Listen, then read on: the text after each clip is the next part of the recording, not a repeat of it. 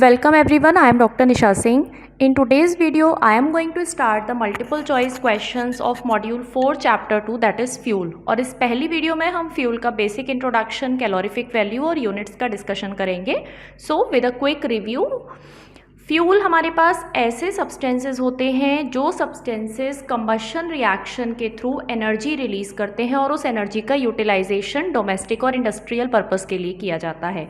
Combustion का मतलब है फ्यूल का बर्न करना इन प्रेजेंस ऑफ एयर ऑक्सीजन. उस प्रोसेस को हम कहते हैं कंबशन ऑफ फ्यूल, जिसके रिजल्टेंट की फॉर्म में एनर्जी रिलीज होती है.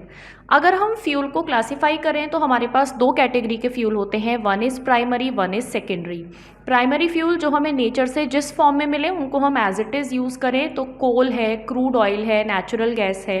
लेकिन अगर हम अपने फ्यूल में कुछ मॉडिफिकेशंस करते हैं तो उसको हम सिंथेटिक या सेकेंडरी फ्यूल कहते हैं, जैसे पेट्रोल, कोक, सीएनजी. जितने भी फ्यूल्स होते हैं उनके अंदर कुछ स्पेसिफिक क्वालिटी रिक्वायर्ड है गुड क्वालिटी ऑफ फ्यूल के लिए, जैसे कि कैलोरीफिक वैल्यू हाई होनी चाहिए. हाई कैलोरीफिक वैल्यू के लिए there is a requirement of high percentage of carbon. Ignition temperature moderate होना चाहिए. फ्यूल हमारा इको फ्रेंडली होना चाहिए. तो ये कुछ बेसिक रिक्वायरमेंट्स हैं एक गुड क्वालिटी ऑफ फ्यूल के लिए.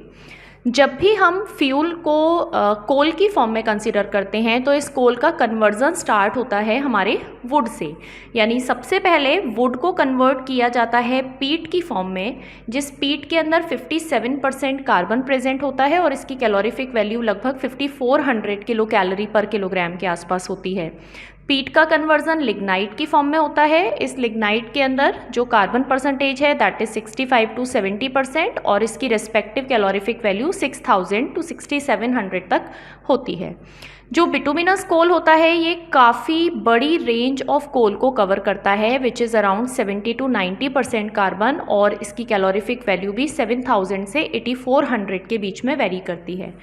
जो बेस्ट क्वालिटी ऑफ कोल है ये हमारा कहलाता है एंथ्रासाइट कोल, जिसमें मैक्सिमम कार्बन परसेंटेज और मैक्सिमम कैलोरीफिक वैल्यू होती है अप टू 98% तक कार्बन परसेंट हो सकती है और calorific value is of the range 8700 kilo calorie per kilogram.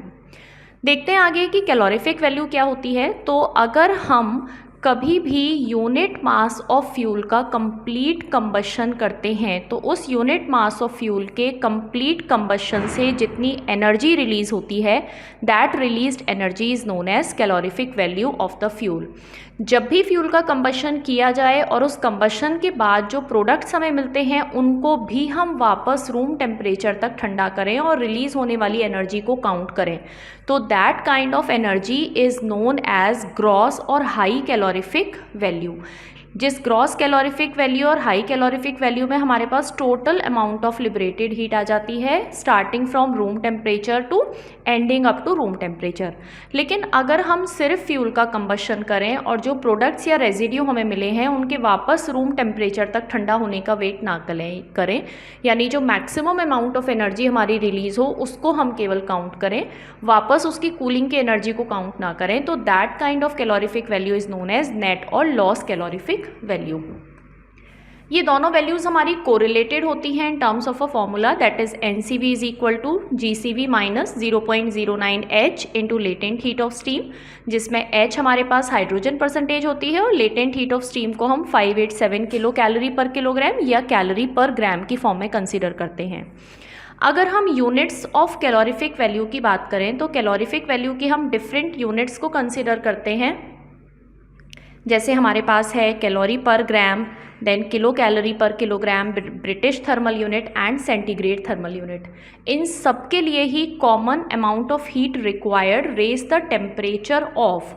तो अगर 1 ग्राम वाटर के टेम्परेचर को 1 डिग्री सेल्सियस इंक्रीज कर रहे हैं तो इट इज़ कैलोरी पर ग्राम. अगर वाटर का अमाउंट 1 किलोग्राम और टेम्परेचर 1 डिग्री सेल्सियस है तो kilo calorie per kilogram. BTU के लिए 1 pound water 1 degree Fahrenheit and 1 pound water 1 degree Celsius for CTU that is centigrade thermal unit. ये चारों units हमारी कोरिलेटेड होती हैं इस अमाउंट ऑफ वाटर और टेम्परेचर रेंज के रेस्पेक्ट में, that is 1 kilo calorie is equal to 1000 calorie, 3.968 BTU and 2.2 CHU that is CTU that is centigrade thermal unit. So this is the basic part about fuel and its calorific value. So let's start with some questions. Question number 1 is substances which undergo combustion and produce energy which can be utilized for industrial and domestic purpose. तो ऐसे substance को हम ना तो polymer कहेंगे, ना organometallics, ना ही आइसोमर्स, जो सब्सटेंस एनर्जी प्रोड्यूस करते हैं after combustion, these are considered as fuel. Next is combustion is. तो कंबशन हमारा एंडोथर्मिक प्रोसेस नहीं होता, इसमें एनर्जी की रिक्वायरमेंट नहीं है बल्कि एनर्जी रिलीज होती है. तो एक्सोथर्मिक प्रोसेस होता है, not sublimation.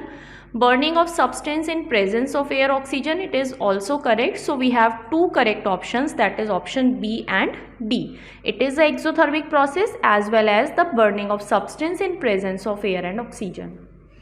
Question number 3 is an example of primary fuel. Primary fuel हैं जिनको हम एज इट इज़ यूज़ करते हैं.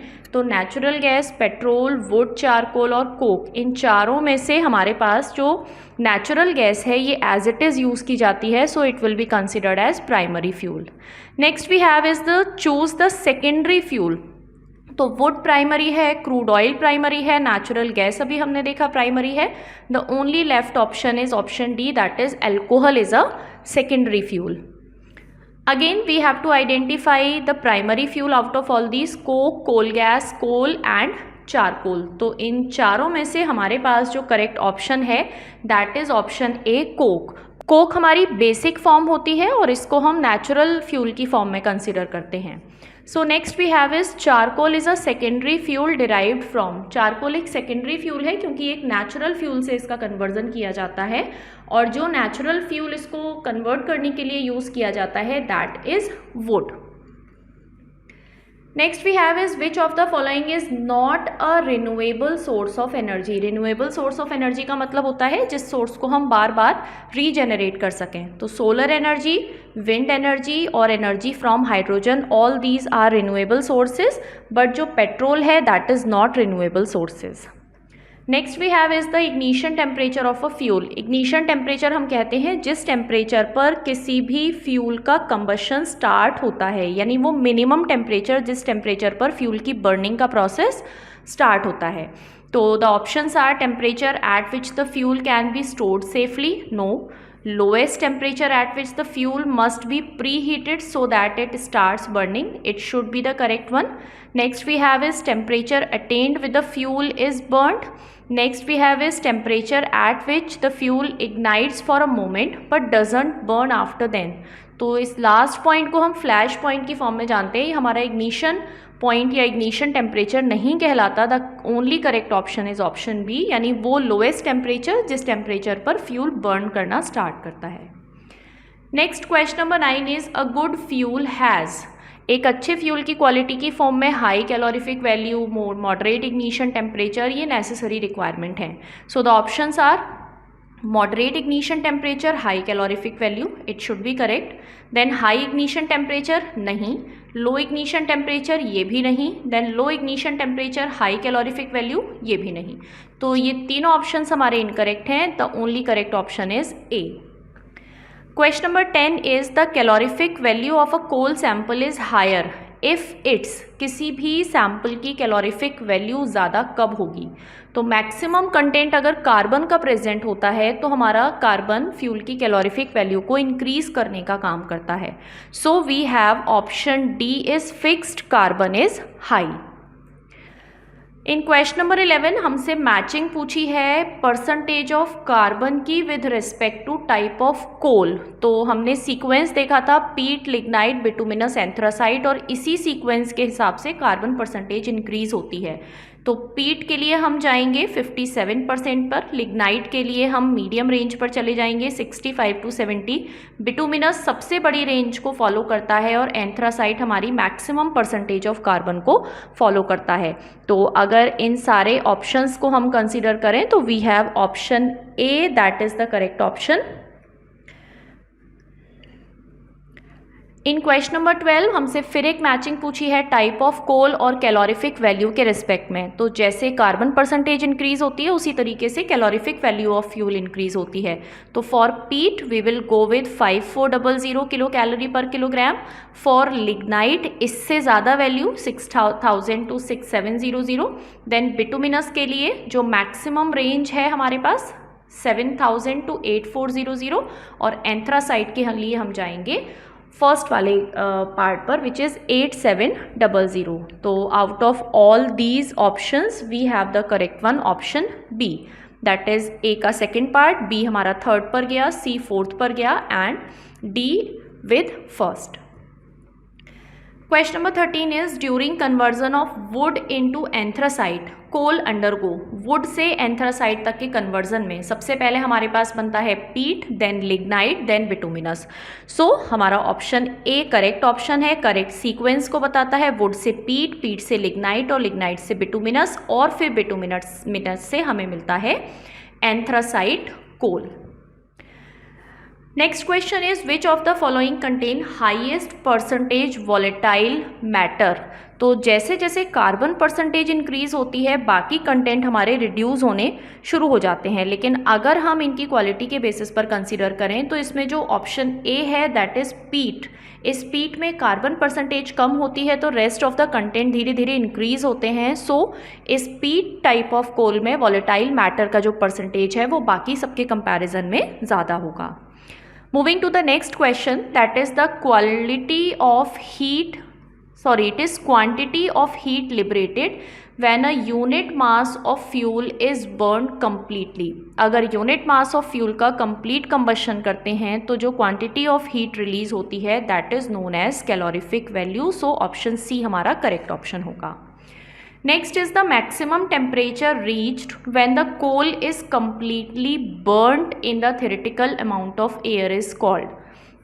हमारा किसी भी फ्यूल के कंबशन का जो मैक्सिमम टेम्परेचर पहुंचता है उस मैक्सिमम टेम्परेचर की कंडीशन को हम क्या कहते हैं. So that is known as calorific intensity. जो लिबरेटेड हीट है उसको हम कहते हैं कैलोरीफिक वैल्यू और जो मैक्सिमम टेम्परेचर रेंज है, टेम्परेचर लिमिट है, उसको हम कंसिडर करते हैं कैलोरीफिक इंटेंसिटी की फॉर्म में. Next we have is question number 17. Gross calorific value is the total amount of heat liberated with unit mass volume of fuel is burn completely and. तो हमने दो टर्म पढ़ी थी GCV और NCV. अगले question में हमसे एनसीवी से रिलेटेड पूछा गया है.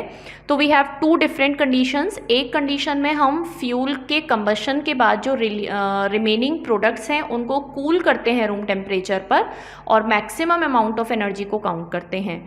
और नेट कैलोरीफिक वैल्यू या सेकेंड कंडीशन के लिए हम जो प्रोडक्ट्स हैं उनको एज इट इज़ छोड़ देते हैं, यानी जहाँ तक हमारा मैक्सिमम टेम्परेचर हमें मिला वहाँ तक की वैल्यू को हम काउंट करते हैं.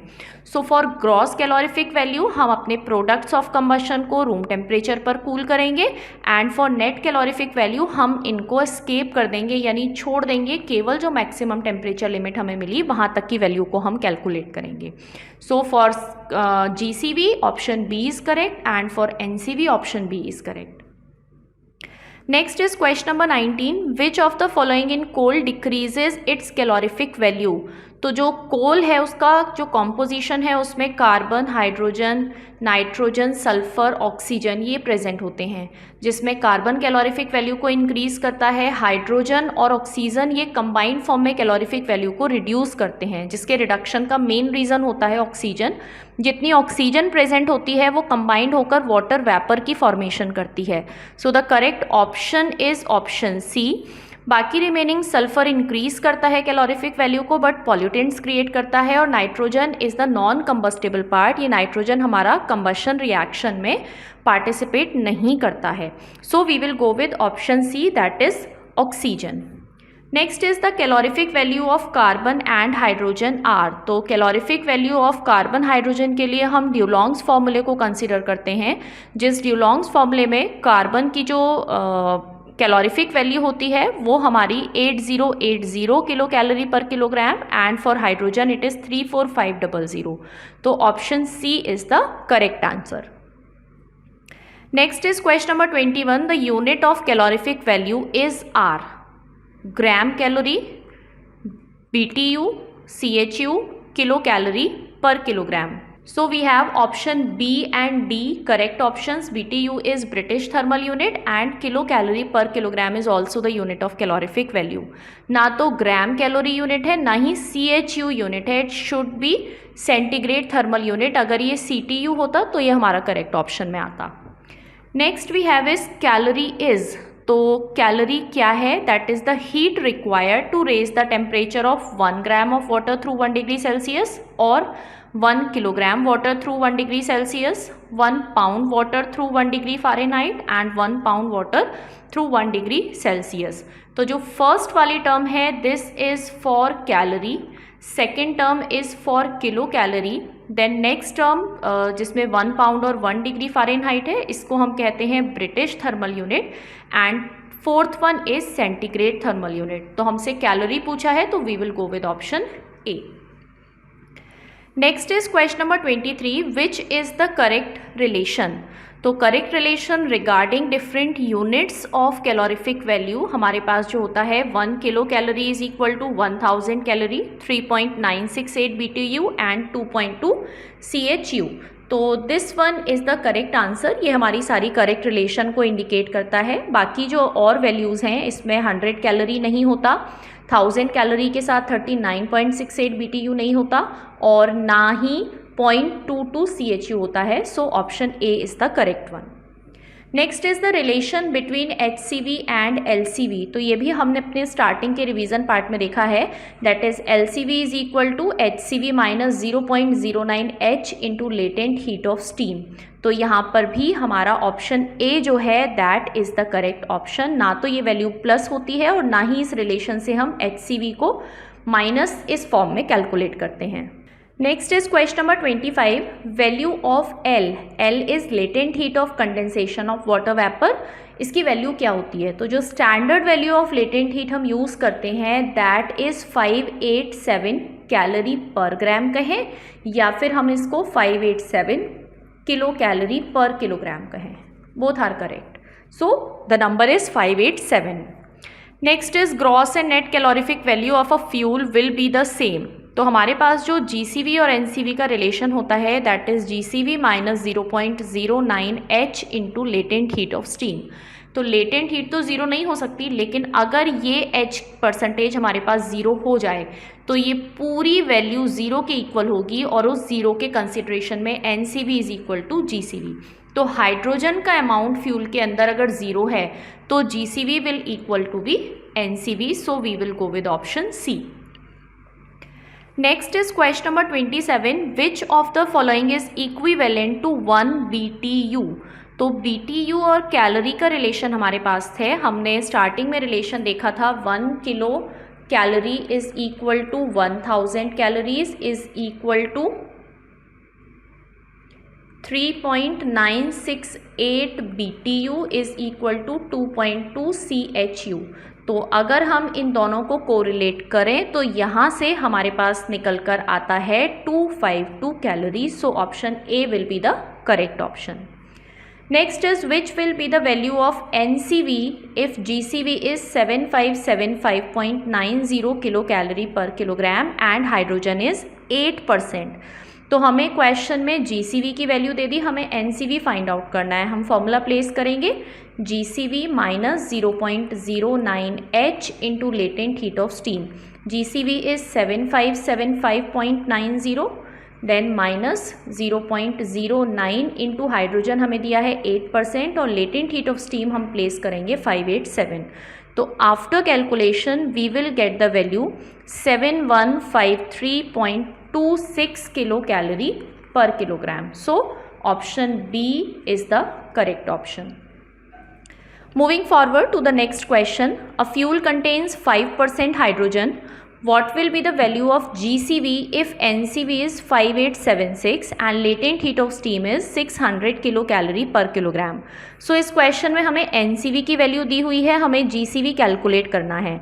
तो अगर हम अपने फॉर्मूले के हिसाब से जाएं तो हम इसको लिख सकते हैं GCV is equal to NCV plus 0.09 H into L। Value place करने पर NCV is 5876 plus 0.09, hydrogen percentage हमारे पास है 5 और लेटेंट हीट ऑफ स्टीम हमें क्वेश्चन में गिवन है तो यहाँ हम वही वैल्यू प्लेस करेंगे। We will not go with standard value. So after calculation we will get 6146 kilo calorie per kilogram. So option C will be the correct option. Next we have is the major constituent of biogas. तो biogas हमारे एक synthetic fuel या secondary fuel की category को belong करती है, जिसमें इन चारों गैसेस का कॉम्बिनेशन होता है। इसके साथ साथ ट्रेसेस ऑफ H2S भी प्रेजेंट होते हैं, बट जो मेजर कॉन्स्टिट्यूएंट या मेजर अमाउंट होता है दैट इज़ ऑफ मीथेन। तो मैक्सिमम कंटेंट मीथेन का, फिर उससे कम carbon, then hydrogen, nitrogen and H2S।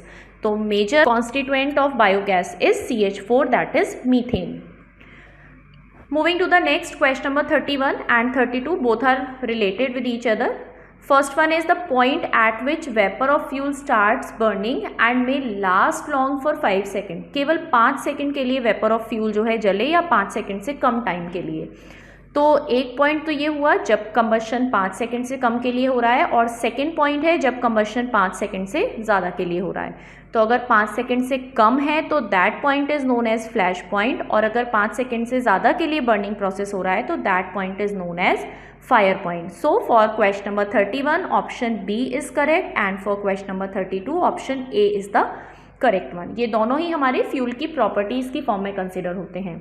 So these are some basic questions which are related to fuel, its types and the calorific value and its types. So I hope आप सबको समझ में आए होंगे। In the next video I will discuss the calculation of calorific value using Bohm calorimeter and Youlong's formula. So thank you so much everyone. If there is any query or suggestion, so you can write down in comment box.